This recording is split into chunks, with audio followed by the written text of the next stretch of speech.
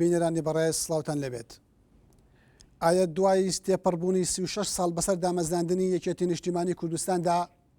ئایا یەکێتی هێزی گەلە و هێزی بەرگریکردنە لە ئازادی یان هێزی دەسەڵات و هێزی خۆسەپێنە و سەرکوتکەری ئازادیەکانە؟ ئایا یەکێتی نیشتیمانی کوردستان کە یەکێک لە دروشمە بنچینەکانی مافی مرۆڤە ئەم دروشمە تەنها بەکارهێنانە بۆ نەو ئاهەنگە حیزبەکان یان بەشێکە لە واقعی پراکتیکی سیاسی یەکێتی و بەکردەوە مافەکانی مرۆڤی پاراستووە؟ ئایا یەکێتی کە خۆی وەک حیزبێکی سۆشیال دیموکرات دەناسێنێت حیزبێکە بۆ بەرگریکردن لە دادی کۆمەڵاتی و بەرگریکردن لە چینی هەژار و ناوان یان بۆ پاراستنی بەرژەوەندەکانی سەرمایەدار و کۆمپانیا گەورەکان؟ بۆ گفتوگۆکردن لەسەر ئەم بابەتە و کۆمەڵێک پرسی دیکە بە دەوری هێزێکی وەک یەکێتی نیشتیمانی کوردستاندا میوانداری هەندێک لە بەڕێزان دکتۆر فایاق گوڵپی سیاسەتمەدار و بەڕێز سعدی ئەحمەد پیرە ئەندای مەکتەبی سیاسی یەکێتی نیشتیمانی کوردستانمان کردووە. بەخێرهاتن هەموو لایەکتانەکەم. زۆر سپاسکارم. دکتۆر فایاق پێم خۆشە سەرەتا لە بەڕێستەوە بپرسم بۆ چونێک بە شێوەیەکی گشتی هەیە کە پێی وایە هێزێک کاتێک لە ناو شۆڕشەوە دێتە ناو دەسەڵات کۆمەڵە قیەمی بنچینەی شۆڕژگاری هەیە ونی ئەکا لە باتیەوەی هێزی بەرگریکردن بێت لە ئازادی وەک ئەوەی لە ناو قۆناغی شۆڕشاوا بووە لە ناو دەسەڵاتە بە پێچەوانەوە دەبێتە هێزێکی خۆسەپێن و هێزی سەرکوتکەری ئازادیەکان. تا چەند ئەم تێزە بەسەر واقعی دەسەڵاتی یەکێتی نیشتیمانی کوردستان ناچەسپێ؟ بەڵێ خۆی یەکێتی نیشتیمانی کوردستان وەکو حیزبێک کە داکۆکی لە ماف و ئازادیەکانی گەلی کورد کردووە لە ساڵی 76 چۆتە سەنگەری تێکۆشانەوە دژی بە عەرەبکردن و بە بەعسیکردن و ڕاگواستنەوەوانە دوای ڕاپەڕین کە گەڕاوەتەوە کۆمەڵێ ئامانجی تر لە بەردەمیا بووە بەرنامەی تر لە بەردەمیا بووە بەڵام بە عەقڵیەتی ئەو سەردەمە بە عەقڵیەتی ئەو کاتێک کە دژی ڕژێنی بەعس دژی تواندنەوەی نەتەوەی خەباتی کردووە هەر بەو عەقڵیەتە خەبات دەکا. بۆچی وایە؟ تەبعاً لەبەر دووسێ هۆکارە هۆکاری یەکەمەوەیە کە یەکێتی نیشتیمانی کوردستان یەک لەو حیزبانەیە کە لەژێر کاریگەری با بڵێن تیوری بزافی نەتەوەیی یان ڕزگاری نەتەوەییە بووە کە ئەمە تیورێکی مارکسی لینی بووە کە حیزب بە هەموو شتێک بینراوە، حیزب لە سەروی حکوومەت و پەرلەمان و کۆمەلگای مەدەنیەوە بینراوە. توی شتێکی ترەوە بووە کە یەکێتی مەسانێکی لەو حیزبانە بووە کاتێکە لە شاخ بووە ناوچەیەکی ڕزگارکراوی سنووردا لەژێر دەسەڵاتیا بووە، خۆی هێزی ئەسکەری بووە، خۆی هێزی سیاسی بووە، خۆی هێزی بەڕێوەبردن بووە، خۆی هێزی ئیداری بووە لەو شوێنانە. لەبەرەوە کە هاتوۆتەوە ئەو دوو لەژێر کاریگەری ئەو دوو فکرەی خێڵێکی یان عەقڵێتی خێڵێکی هەرێمی کوردستانیش ئەوەش تەسیری هەیە لەژێر کاریگەری ئەو مەفهومانە ژیاوە و نەیتوانیەوە خۆی بگۆڕێ. و بۆچی نەیتوانیەوە خۆی بگۆڕێ؟ بە قەناعەتی سەرکردایەتی یەکێتی نیشتیمانی کوردستان، بە قەناعەتی منەزیرەکان یەکێتی نیشتیمانی کوردستان ئەگەر گۆڕانکاری بکرێت ئەو گۆڕانکاریانە لە بەرژەوەندیانە نیە، وەکو جاران دەسەڵاتیان نامێنێ، وەکو جاران ناتوانن کۆنتترۆلی هەموو بوارەکانی ژیانی ئابووری و ڕاگەیاندنی و کڵتوری و لایەنەکانی تری کۆمەلگای کوردستان بکەن. لەبەرەوە بەڕێی من یەکێتی دوای ڕاپەڕین و دوای ڕوخانی ڕژێمی سەدام و دوای گۆڕانکاریەکانی تریش نەیتوانی خۆی لە حیزبێکی سیاسی سەردەمی با بڵێن شاخ و خۆی لە حیزبێکی سیاسی کە لە ژێر کاریگەری تیوری دیموکراتی ناوەندیدایە بگۆڕێت بۆ حیزبێکی مۆدرێنی سۆشیال دیموکرات لەگەڵ پێوانەکانی سەردەمدا بگونجێ لەگەڵ بەڵام ئەزمموی یەکێتیە کە لە من ناوچەیە فەرمانڕەوا بۆ ئێمە دەتوانین باس لە بوونی نسبەتێکی زیاتری ئازادی بکەین لە بەشێکی دیکەی ناوچەکانی کوردستان و تەنانەت لە تەواوی عێراقیشە. ئایا ئەمە نمونەیەک نێ بۆ ئەوەی کە یەکێتی حکومێکی مەدەنی تر و دیموکراسی تری کردووە؟ خۆی تۆ ئێستا مەسەلەن کە باسیەوە کە یەبێ بەداخەوە ینی لە دوای ڕاپەڕینێکێ لە دەرەنجامە خراپەکانی شەڕی ناوخۆ و ناکۆکی و ململانی نێوان حیزبە دەسەڵاتدارەکانی کوردستان ئەوە بوو کە کوردستان بە عەمەلی بۆ بە دوو بەشەوە، بەشێکی لەژێر دەسەڵاتی پارتی دیموکراتی کوردستانە، بەشێکی لەژێر دەسەڵاتی یەکێتی نیشتیمانی کوردستانە. تۆم بەسەوەی مقارنەیەکین بە تەرەفەکەی تر بە تەرەفەکەی تر و لە هەندێک بەڵێ من دێمە سەر عێراق، من لەوانەیە لەسەر مەسەلەی عێراق ڕێیم وانە بێ. لە هەندێک ڕۆ ئەگەر تۆ مقارنەی پارتی دیموکراتی کوردستان و یەکێتی نیشتمانی بکەیت لە هەندێک مەسایلە فەرقیان هەیە مەسان لە بەڕێوەبردننی کاروباری وڵات و حیزب و پابندبوون بە با بڵێن کۆمەڵێ پێوانەی ڕێخستنی ئەوانەوە پارتی باشترە تا یەکێتی بەڵام لە مەجالدان بە قسەکردن لە مەجالدان بە تعبیرکردن ڕەخنەگرتن لە حیزب و لە دەسەڵات یەکێتی باشترە. زۆر سپاس دکتۆر. کاک سعدی ئەمە بێمە لای جەناب و لە بەڕێزت بپرسم. دکتۆر فایق باسی لەوە کرد کە یەکێتی حیزبێکە لە شاخەوە هاتووە و ئەم هاتنەی لە شاخەوە مۆدل و عقلی شاخی باڵادەست کردووە بەسەر سیستمی بەڕێوەبردن و حکوومەتکردن لە ناو شارە. ئەمە شوای کردووە لە باتیەوەی هێزێک بێ ئازادی خواست بێ کۆمەڵی ئەنجامی خراپی بۆ ئازادەکان و بۆ مافەکانی مرۆڤ لێ بکەوێتەوە. تۆڕات چییە؟ بەڵام من تعلیقم نییە لەسەر قسەکانی دکتۆر فایق ڕێی ئازادە لەوەی کە چۆن ڕێی دەرەبڕێ. من بەگشتی باسی ئەوە کەم کە یەکێتی نیشتیمانی کوردستان وەکو هێژێکی گەورەی لە کوردستان لە ساڵی 76 دروست ڕایگەیاندووە کە دامەزراوە لە سەردەستی چەند کادیرێکی و تێکۆشەرێکی کوردستانی عێراق و بە سەرپەرشتی جەنابی مامجەلال لە ئان و ساتێکی زۆر دژوار وەکە چەند مانگێکی کەم بەسەر شۆڕشی ئەیلول و ڕێکەوتنامەی جەزائیردا تێپەڕ بوو ئەو ڕێکەوتنامە شومەی کە بۆ هۆی ئەوەی کە مەئیوسی و بێئومێدی باڵی ڕەشی بەسەر هەرێمی کوردستاندا ڕابچێشی و حکوومەتی عێراق سیاسەتی ڕەگەزپەرستی خۆی بەبێ کێشە و بەرگری دابمەزنی. هەر بۆ یەکێتی نیشتیمانی لەو ئان و ساتە لەدایک بوو و ئەوە بۆ باعسی ئەوەی کە خەڵک جارێک کە ئومێدی بێتەوە بەر هەر ساڵێک پاشی دامەزران دەستی کرد بە خەباتی چەکدار و بەرەنگار بوونەوەی ڕژێمی باز ئەو ڕێگرتن لە جێبەجێکردنی سیاسەتە گڵاوەکانی. ئەگەر ئەمە بین ژیانی یەکێتی یا تاریخی یەکێتی نیشتیمانی 36 ساڵی ڕابردوو یەک مەقتەعی هەڵبژێرن و ئەو مەقتەعە بکەینە نمونە بۆ تەقیمکردنی یەکێتی ئەمە بۆ چوونێکی هەڵەیە. یەکێتی نیشتیمانی بە قۆناغی زۆر جیاجیادا تێپەڕیوە. کاک سعدی ئەگەر مەڵەتم بدە کاک سعدی ئەمەوێت پرسیارەکەت بەم شێوەیە لێ بکەمەوە. ڕخنەیەکە لە یەکێتی تێگەیشت بەڵێ ڕخنەیەکە لە یەکێتی دەگیرێت ژمارەیەک لە چاودێران پیان وایە کە شێوازی بەڕێوەبردن و حکوومەتکردنی یەکێتی لە ناو شارە عقلی شاخ بووە و ئەم عقلە وای کردووە کە جۆرێک لە خۆسەپێنی یەکێتی بەسەر ژیانی مەدەنی و ژیانی سیاسی کۆمەلگایە بسەپێنێ. ئایا وایە بە بۆچوونی بەڕێز هەڵەیەکە لەوەیە من تەسەور نەدەکرد دکتۆر فایق ئەو هەڵەیە بکە چکە دکتۆر فایقی لە شاخەوە هاتوو و ئێمە هەم لە شاخەوە هاتوین هەم لە کۆمەلگایەک ئەژین و ئیدارەی کۆمەلگایەک دەکەین. ئەو کۆمەلگایەش بە پێی مواسەفات ئیسیراد نەکراوە کۆمەلگای کوردەواریە و هەستی سەقافی ئەوانەی لە شاخدا بەزین و ئەوانەی لە خوارەوەن هەمووی لێکچوون. من نابی دانیشتوانی یەک چاخانە یا یەک زاویە یا نووسەرانی یەک ڕۆژنامە یا 4-5 سەرکردایەتی لە هەرێکێکی لە ڕێکخراوە سیاسیەکان بە نمونە وەرگرێ بیکەمە پێوەەر بۆ هەموو کۆمەلگای کوردەواری لە کوردستانی عێراق. ئێمە لە ئاستی سەقافی و لە بواری دیموکراتیزەکردنی کۆمەلگا ئەبێ ئێمە هەڵوەستەیەک بکەین و پێم وایە لێکدانەوەکە لێکدانەوەیکی هەڵەیە.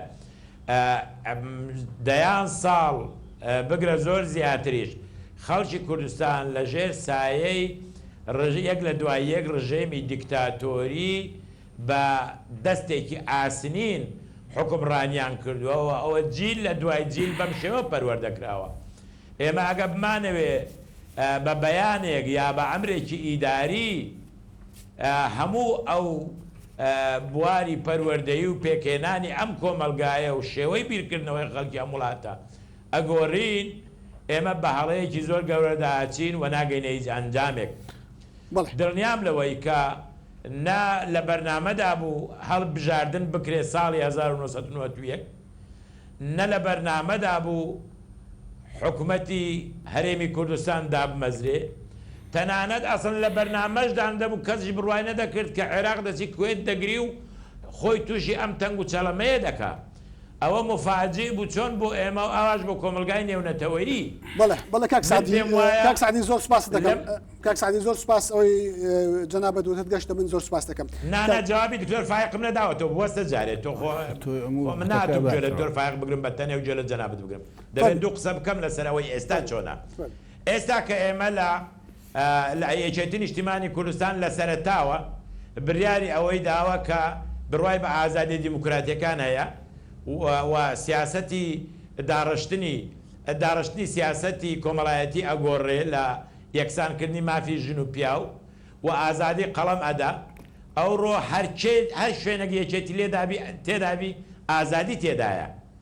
و ئەو هەموو گۆڤار و ڕۆژنامە و ڕادیۆ و تەلەڤیزیۆنانەی کە دەرەچن سەدا هەشتا و پێنجی سربەخۆن پێم وایە ئەمە کارێک نییە یەکێتی دەرگ نەکا یارمەتی چێ دەدا و ڕەخنەشی لێ دەگرێت ئەگەر ڕەخنەی قبول نەبێ مزداقەتی لە بین دەچێت وەلا تەقیمکردنی من نایەمە شەر بەراوردکردنی یەکێتی و پارتی بەڵام هەڵوێستی ئۆپۆرتۆنیستی لە بابەتی ئەو هەڵوێستی دکتۆر فایق ئێستا لە تەقیمکردنی پارتی و یەکێتی وێتی 50 هەردووکیان ڕازی بکە و ئەوەیە یەک لە موسیبەتەکانی خوێندەوارانی کورد کە نایەنەوێت ڕێی حەقیقی بدەن لە تەقیمکردن خۆ کەس پێی تووڕە نابێ ئەگەر ڕەخنە لە یەکێتی دەگرێ ڕێکێتی پێی تووڕە نابێ من دڵنیای دەکەم لەوەی کە ناوێچێتی خەڵکەیە ئێستاش دەوێت بە عقلی شاغیش بکە بەڵام خەڵکێکی زۆر و زەبەند هەیە دەیەوێت کولتورێکی سیاسی مۆدێرن لە هەرێمی کوردستان حاکم بی بە شێوەیەک کە هەم یاسا جێبەجەکرێ هەم یا ئازادیە دیموکراتیەکان دەست بەڵێ زۆر سپاس کاک سعدی دکتۆر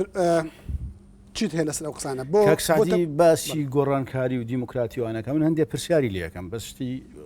عملی مثلەن یەکێتی نیشتمانی کوردستان لە دوای ڕاپەڕینەوە بەشداری کردووە لە هەڵبژاردننی پەرلەمان و پێگەێنانی حکوومەتوانە بەڵام هەر خۆی یەکێک لەو لایەنە سیاسیانە بووە کە ڕێگەی نەداوە حکوومەت و پەرلەمان و دەسەڵاتی دادوەری کارەکانیان بە شێوەیەکی ئاسایی بەجێبهێنن حکوومەتی خۆیەتی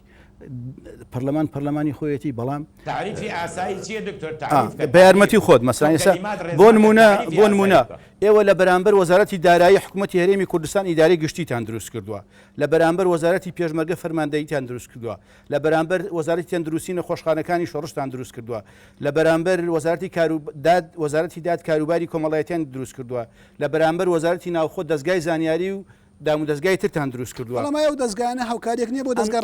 ئەم دەستگایانە هەمووی ئاستەنگیان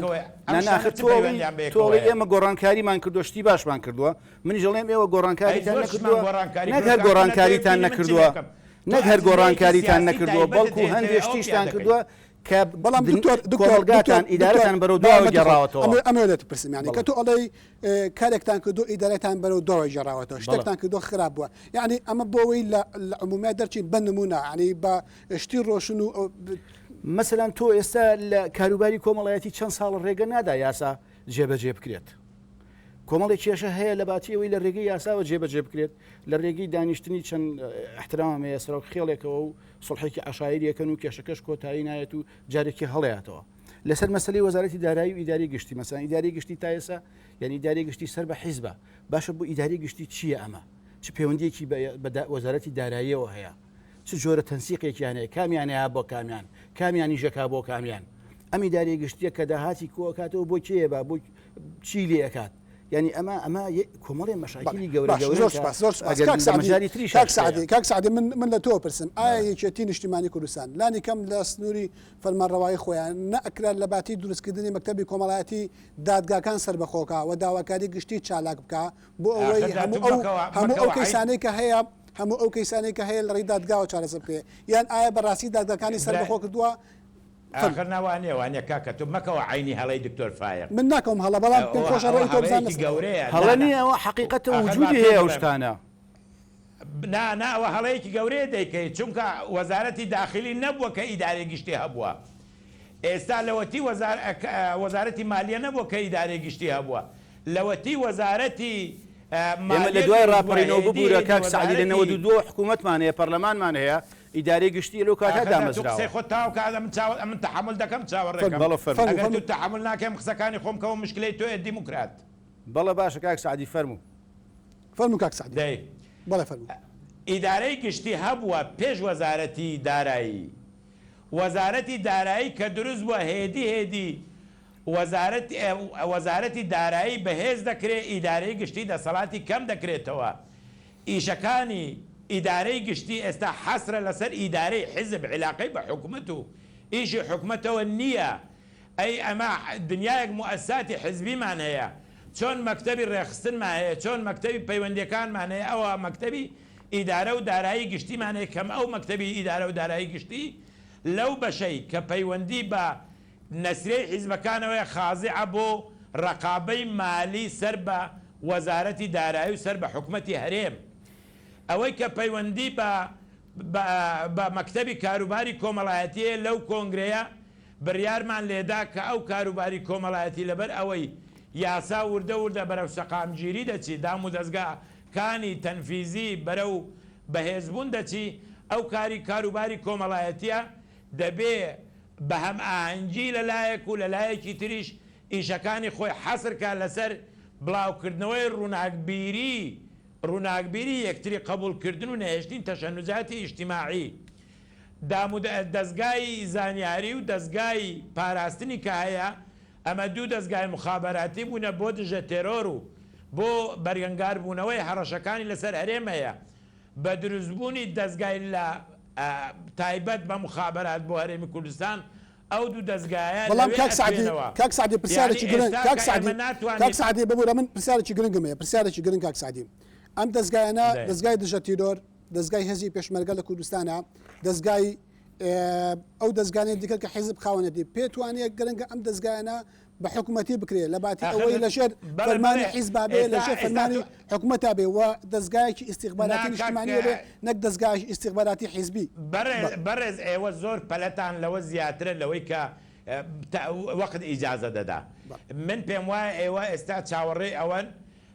حکوومەتی هەرێمی کوردستان وەکو حکوومەتی بەریتانیا وەکو فەرەنسا کە سەدان ساڵی بەسەداچوو ئاوا بێ. ئێمە لە تەوری دروستبوونداین لە پرۆسەی دروستبوونداین و ئێستا ئەوەی کە پەیوەندی بە وەزارەتی پێشمەرگەیە لە فترەی ساڵنی و دو ساڵی ڕابردوو 8 لیوای نیزامی دروست کراوە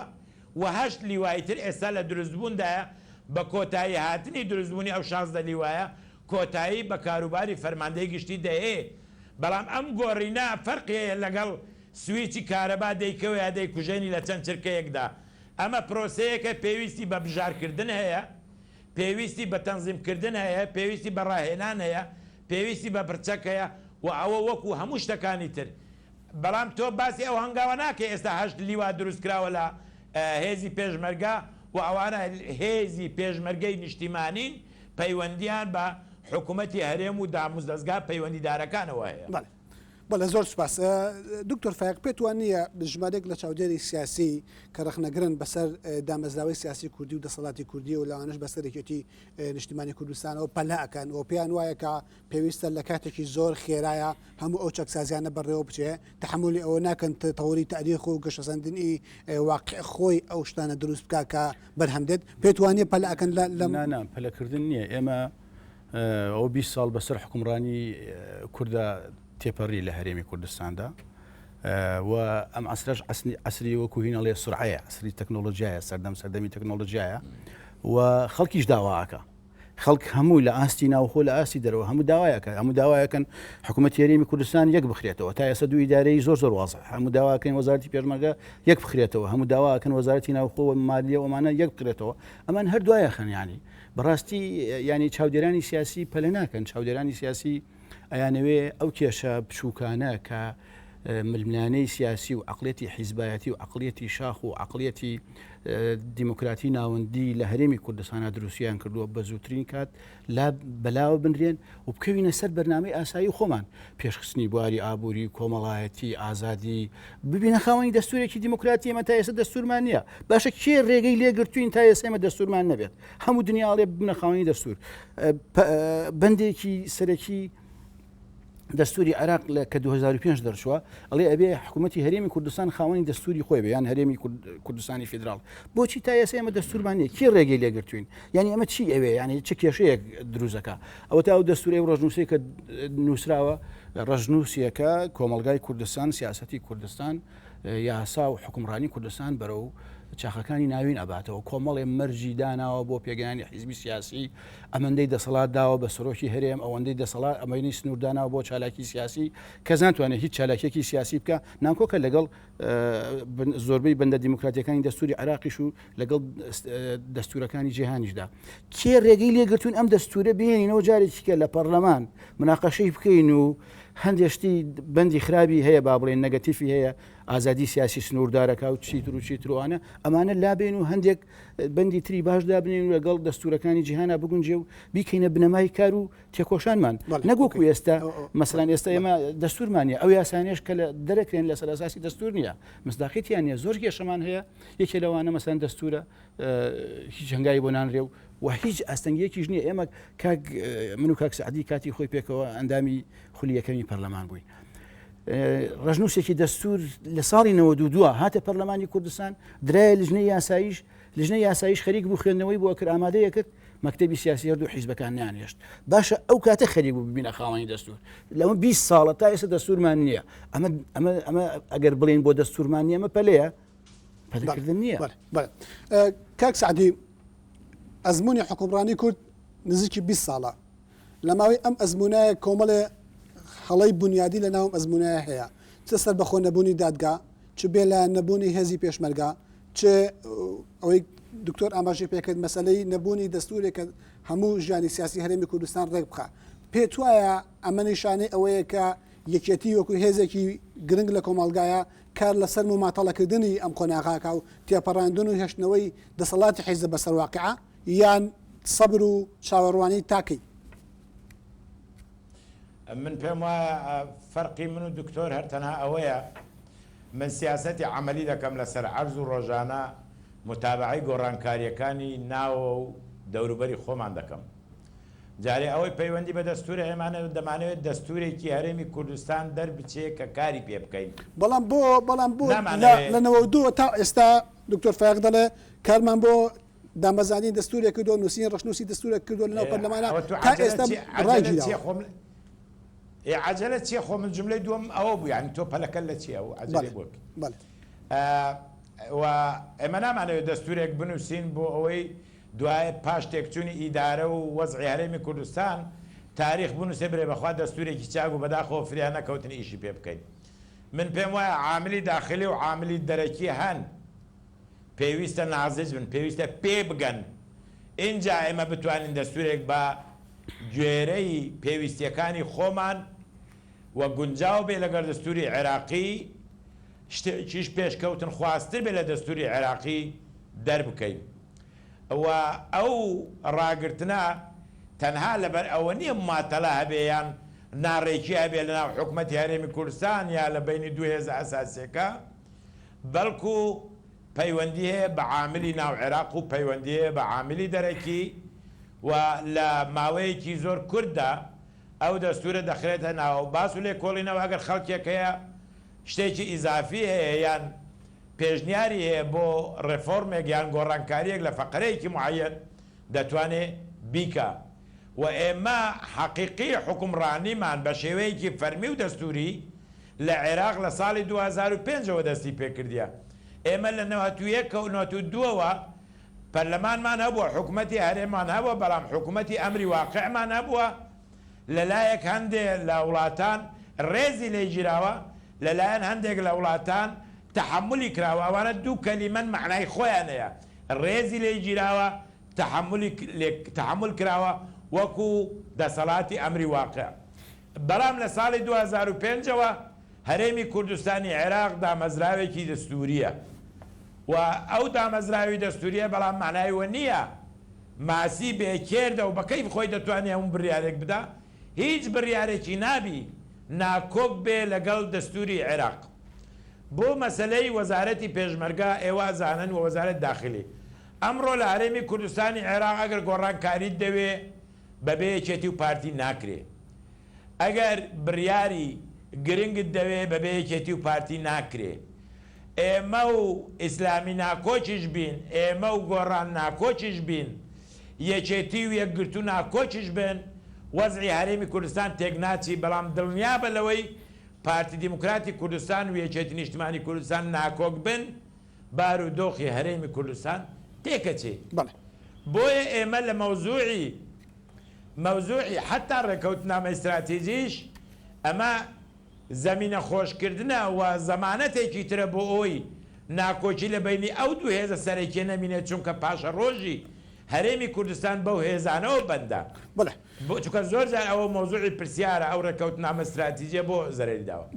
ئەو ئازادیەی کە لە هەرێمی کوردستان عێراقی ئەمڕۆ لە هیچ جێگایەکی ترنیەوە دڵنیا من لەوەی کە دامەزراوەکانی حیزبی کە هەبووە وردە لەگەڵ بەهێزبوونی دامەزراوە حکومیەکان داوەزراوە حیزبیەکان بەرەو کۆتایی دەچن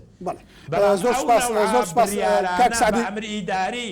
دامەزراوێک حەڵکەی دامەزراوێک دروستکەی ئەمە هەڵەی گەورەیە و نامانگەێنتانجا زۆر سپاس دکتۆر کاک سعدی وتی ئەو ئازادی لە کوردستانی عێراقی لە هیچ شوێنێکی هیچ شوێنێک لێ بەر لە وەڵامی و پرسیارە بێتەوە ناوبرێکمانەیە بینرانی بەڕاست ئەچینە ئەم ناوبڕە و دوای ناوبراکە پرۆگرامەکەمان بەردەوامە و لەگەڵتانی.